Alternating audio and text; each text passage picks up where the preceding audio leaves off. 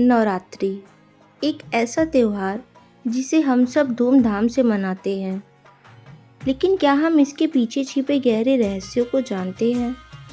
क्या यह सिर्फ देवी दुर्गा की पूजा है या खुद को जानने का, खोजने का, अपनी आंतरिक शक्तियों को जगाने का एक वैज्ञानिक और आध्यात्मिक तरीका है? ये है खुद को जानने का महायज्ञ।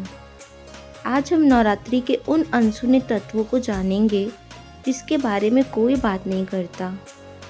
यह सिर्फ एक पर्व नहीं, बल्कि अपने शरीर, मन और आत्मा को पूरी तरह से बदलने का 9 दिनों का महायज्ञ है। इस वीडियो में हम जानेंगे कि 9 दिन ही होती है ये पूजा, क्यों, हर दिन का एक खास रंग क्यों होता है और कैसे ये 9 दिन हमारे शरीर के 9 चक्रों और जीवन के 9 अवस्थाओं से जुड़े हैं। तो तैयार हो जाइए एक ऐसी यात्रा के लिए जो आपकी सोच बदल देगी। योग और आयुर्वेद के अनुसार हमारे शरीर में 9 मुख्य ऊर्जा केंद्र होती है, जिन्हें चक्र कहते हैं। नवरात्रि के ये 9 दिन इन 9 चक्रों को जागृत करने की एक विशेष प्रक्रिया है। यह सिर्फ पूजा नहीं, बल्कि हमारे शरीर और मन को शुद्ध करने का एक पूरा सिस्टम है। पहले 3 दिन ये देवी दुर्गा के रौद्र और शक्तिशाली रूपों जैसे शैलपुत्री, ब्रह्मचारिणी और चंद्रघंटा को समर्पित है। ये हमारी शारीरिक ऊर्जा को जगाते हैं। इन दिनों में हमें अपने शरीर के निचले 3 चक्रों मूलाधार, स्वादिष्ठान और मणिपुर को साफ करते हैं। ये चक्र हमारे अस्तित्व, स्थिरता, बुनियादी इच्छाओं और शक्ति से जुड़े हैं। इन दिनों में हम अपने भीतर की अशुद्धियों को जलाते हैं ताकि हमारी शरीर एक शुद्ध बर्तन बन सके।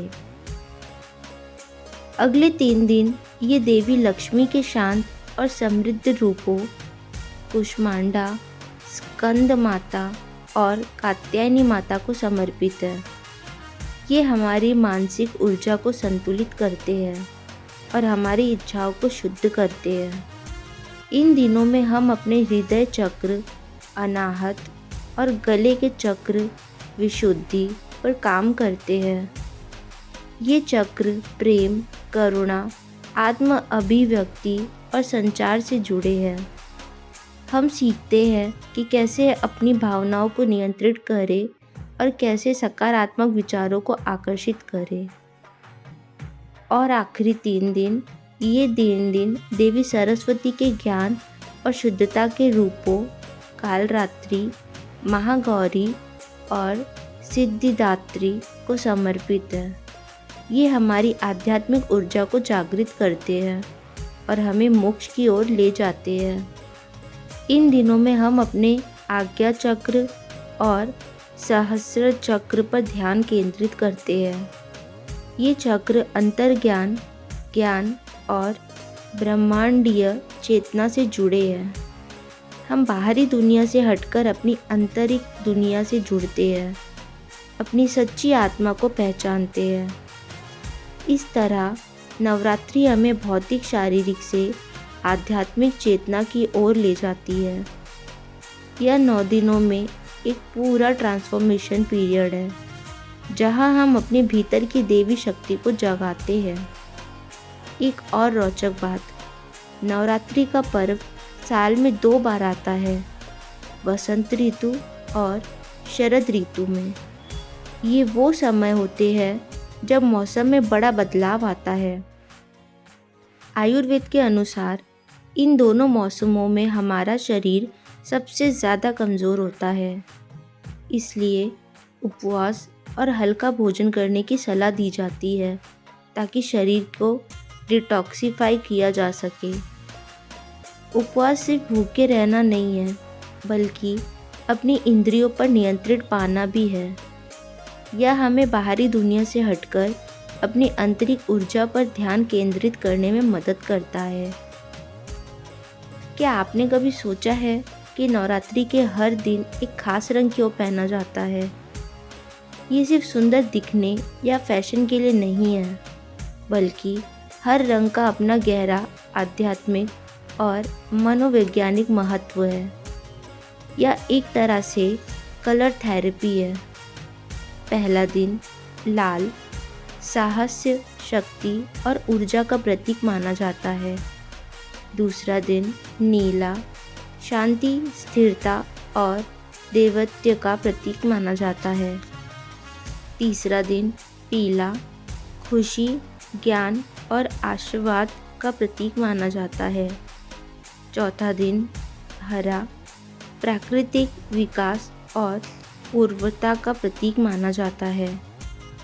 पांचवा दिन ग्रे संतुलन और तटस्थता का प्रतीक माना जाता है। छठा दिन नारंगी रचनात्मक, उत्साह और ऊर्जा का प्रतीक माना जाता है। सातवां दिन सफ़ेद शांति, शुद्धता और मासूमियत का प्रतीक माना जाता है। आठवां दिन गुलाबी प्रेम, करुणा और सद्भाव का प्रतीक है। नौवां दिन बैंगनी रॉयल्टी, महत्वाकांक्षा और आध्यात्मिक का प्रतीक है। जब हम उस दिन से जुड़े रंग के कपड़े पहनते हैं तो हम उस रंग की ऊर्जा को अपने भीतर आकर्षित करते हैं। यह हमारे चक्रों को सक्रिय करने में मदद करता है और हमें उस दिन की विशेषता ऊर्जा से जोड़ता है।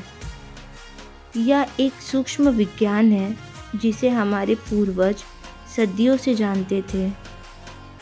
नवरात्रि के दौरान उपवास करना सिर्फ एक धार्मिक नियम नहीं, बल्कि एक वैज्ञानिक आभास्य है जो हमारे शरीर को अंदर से साफ करता है। जब हम व्रत रखते हैं तो हमारा पाचन तंत्र आराम करता है और शरीर अपने अंदर जमा हुए विषाक्त पदार्थों को बाहर निकालता है। यह शरीर को डिटॉक्स करने का एक प्राकृतिक तरीका है। उपवास से न सिर्फ शारीरिक बल्कि मानसिक शुद्धि भी होती है। यह हमें इंद्रियों पर नियंत्रण पाने और आंतरिक ऊर्जा पर ध्यान केंद्रित करने में मदद करता है। और गरबा सिर्फ एक डांस नहीं, यह एक गोलाकार गति में किया जाता है जो जीवन के चक्र जैसे जन्म, मृत्यु, पुनर्जन्म इसको दर्शाता है। यह नृत्य न केवल रक्त संचार को बेहतर बनाता है और तनाव को कम करता है, बल्कि यह सकारात्मक ऊर्जा का एक शक्तिशाली चक्र भी बनाता है। जब हजारों लोग एक साथ एक ही तल पर नाचते हैं तो एक सामूहिक ऊर्जा पैदा होती है जो पूरे वातावरण को सकारात्मक से भर देती है। यह हमें अपने समुदाय और ब्रह्मांड से जोड़ता है। इस तरह नवरात्रि हमें शरीर को शुद्ध करने, मन को शांत करने और आत्मा को उत्सव के माध्यम से ऊर्जावान बनाने का एक संपूर्ण पैकेज देती है। तो दोस्तों, अगली बार जब आप नवरात्रि मनाएं तो सिर्फ पूजा या गरबा ना करें, बल्कि इसके पीछे छिपी गहरी आध्यात्मिक और वैज्ञानिक समझ को भी महसूस करें। यह 9 दिनों का ऐसा अवसर है जो आपकी बाहरी दुनिया से निकलकर आपकी आंतरिक देवी शक्ति से जोड़ता है। यह सिर्फ एक त्यौहार नहीं, यह खुद को जानने, खुद को बदलने और अपनी सबसे अच्छी पहचान बनाने का एक मार्ग है। नवरात्रि सिर्फ त्यौहार नहीं, यह जीवन की एक कला है। इस जानकारी को अपने दोस्तों और परिवार के साथ शेयर करें ताकि वे भी नवरात्रि के इस अद्भुत रहस्य को जान सकें। अगर आपको यह वीडियो पसंद आया तो इसे लाइक करें और हमारे चैनल को सब्सक्राइब करना ना भूलें और कमेंट्स में हमें बताएं कि नवरात्रि का कौन सा तथ्य आपको सबसे ज़्यादा हैरान कर गया। नवरात्रि के इस पवित्र पर्व पर अपनी आंतरिक शक्ति को जगाएं और जीवन के हर रंग का आनंद लें। जय माता दी।